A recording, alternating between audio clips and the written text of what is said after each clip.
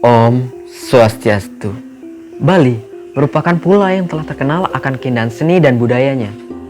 Beragam keindahan seni seperti seni lukis, patung, sastra, tari, gamelan, dan lain-lain tetap lestari hingga saat ini. Beragam keindahan seni ini tidak hanya memberikan nilai estetika atau keindahan bagi penikmatnya, namun juga ada beberapa yang dapat memberikan nilai religius atau keagamaan, terutama dalam pelaksanaan niatnya yang dilakukan oleh masyarakat di Bali. Beragam bentuk seni dituangkan oleh masyarakat Bali dalam pelaksanaan pancayatnya. Seperti contohnya yang kita lihat sehari-hari seperti canang, kemudian ada gebogan, caru, dan lain-lain. Salah satu bentuk seni juga dituangkan dalam pelaksanaan fitriyatnya, yaitu contohnya wadah atau petulangan yang biasanya hadir dalam pelaksanaan atau rangkaian upacara ngaben di Bali.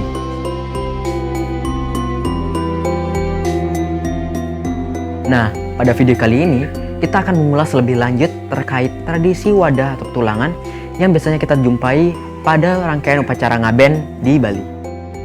Nah, petulangan ini berasal dari kata tulang atau istilahnya galih yang mendapatkan awalan pe dan juga akhiran an, sehingga kata petulangan dapat diartikan sebagai tempat atau wadah untuk meletakkan tulang atau jenazah orang yang sudah meninggal untuk proses pembakaran mayat pada upacara ngaben. Nah, petulangan ini memiliki bentuk yang beragam, mulai dari bentuk peti yang sederhana hingga bentuk yang beragam menyerupai bentuk binatang atau satwa.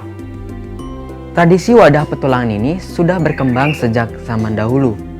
Menurut lontar babat dalam Katiagan milik I Bapak Ketut Rinde, bahwa dikatakan dulu Raja Dalem Utorenggong pernah bertanya kepada Danyang Nirarta terkait mana yang lebih mulia antara swadharma seorang kesatria sebagai seorang raja atau brahmana sebagai pandita. Dia pun mendapatkan jawaban bahwa keduanya sama-sama utamanya, namun memiliki jalannya yang berbeda. Jika seorang brahmana memiliki kewajiban untuk menjalankan dharma dan menyebarkan ke orang-orang sekitar, sedangkan seorang ksatria sebagai raja memiliki kewajiban untuk menjalankan pemerintahan dan kesejahteraan rakyat.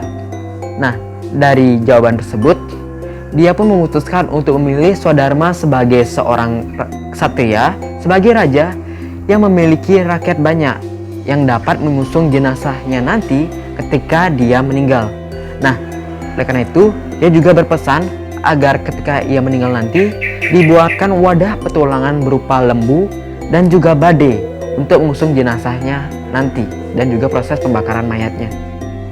Nah, jadi badai ini merupakan bangunan dengan memiliki atap yang bertingkat-tingkat yang fungsinya untuk mengusung jenazah dari rumah duka menuju setra atau kuburan sebelum dipindahkan ke petulangan untuk proses pembakaran mayat nanti. Nah, dari penjelasan ini sudah jelas bahwa tradisi petulangan dan badai itu sudah mulai berkembang sejak kerajaan Dalem Waturenggong pada kerajaan Gel-Gel yang kurang lebih terjadi pada abad 15 hingga 16 Masehi. Fungsi petulangan dalam upacara ngaben ini sangat erat kaitannya dengan kepercayaan nenek moyang terhadap binatang-binatang yang dianggap suci, keramat, dan memiliki makna-makna tertentu.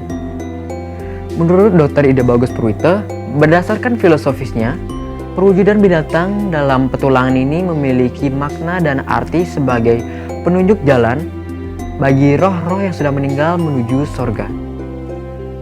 Kata binatang yang memiliki istilah lain yaitu satwa memiliki asal dari suku kata sat dan tua. Sat berarti esensi atau inti, sedangkan tua berarti sifat, sehingga istilah satwa dapat diartikan sebagai sifat esensi yang mana dalam agama Hindu yaitu Ida Sang Hyang Widi Wasa atau Tuhan Yang Maha Esa. Sehingga perwujudan binatang dalam petulangan ini memiliki maksud dan tujuan agar roh dapat dengan cepat atau secepatnya dapat menuju Siwalaka atau Ida Sang Hyang Widi Wasa. Nah, penggunaan wujud binatang yang beragam dalam petulangan ini biasanya ditentukan oleh sifat, watak, dan kewajiban seseorang dalam masyarakat. Adapun beberapa contoh bentuk petulangan yang sering kita jumpai dalam masyarakat, yaitu yang pertama bentuk petulangan lembu, baik itu lembu hitam maupun lembu putih. Jadi lembu putih ini biasanya digunakan bagi seseorang yang dipandang suci bagi masyarakat, contohnya seorang pandita maupun seorang pemangku. Kemudian lembu hitam itu biasanya digunakan bagi seseorang dengan golongan ksatria atau brahmana walaka. Kemudian bentuk kedua yaitu bentuk singa, itu perwujudan singa berwarna merah dan memiliki sayap, yang biasanya digunakan bagi seorang raja-raja dan warga Pasek. Kemudian yang ketiga itu ada bentuk nagekang, yaitu perwujudan antara perpaduan naga dan juga ikan, yang biasanya digunakan bagi para Arya Sentong dan Sekte Wisnu. Kemudian yang keempat itu ada bentuk gajah mine, yang merupakan perwujudan antara perpaduan gajah dan juga ikan, yang bisa digunakan bagi golongan Waisya. Dan kemudian yang kelima yaitu bentuk macan atau harimau, yang biasanya digunakan bagi warga Pasek Pulosari dan juga Pande. Nah, sebenarnya masih banyak lagi bentuk-bentuk petulangan yang lain, namun cukup jarang digunakan. Pembuatan petulangan biasanya diperlukan beberapa bahan, seperti kayu yang digunakan untuk membuat kerangka dan kepala dari petulangan.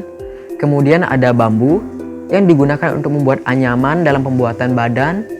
Kemudian yang ketiga ada kain yang bisa digunakan yaitu kain bludru, yang digunakan untuk menutupi badan dari petulangan sekaligus menentukan warna dari petulangan yang akan dibuat.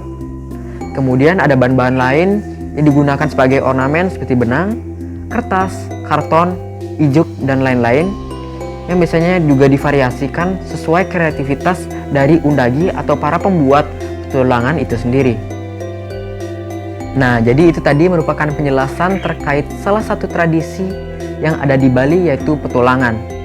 Semoga dapat membuka wawasan penonton terkait salah satu tradisi yang ada di Bali. Terima kasih telah menonton. Saya tutup dengan Parama Santi. Om Santi Santi Santi Om.